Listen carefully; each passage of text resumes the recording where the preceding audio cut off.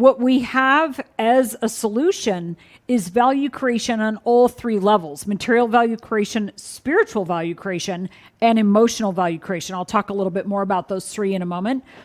We also have house rules, very specific house rules. I'll give them to you today that are in this community that all of the parents and grandparents in this community are functioning with.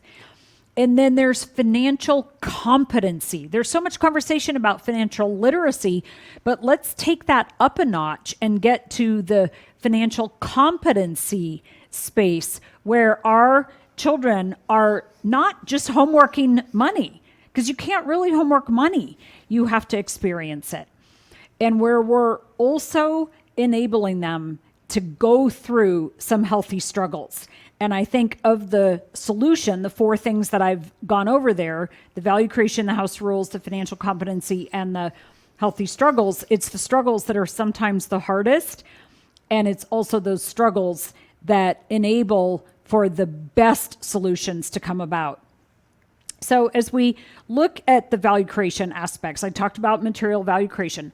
Money and material things, completely fine and part of our cultures to want those things. And so we want to guide our children in material value creation and experiences.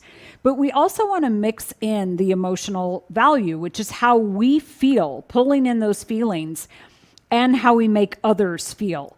When you walk into a room, do you bring energy to that room or do you take energy from that room? And you can start working on this with children as young as 2 and 3 years old as they go to their friends for play date or what have you. And then the spiritual value creation, I didn't say religious, you could interpret it at that, but spiritual value creation is really about connectedness and the inspirational element. So if the word spiritual doesn't work for you, maybe the word inspirational works for you.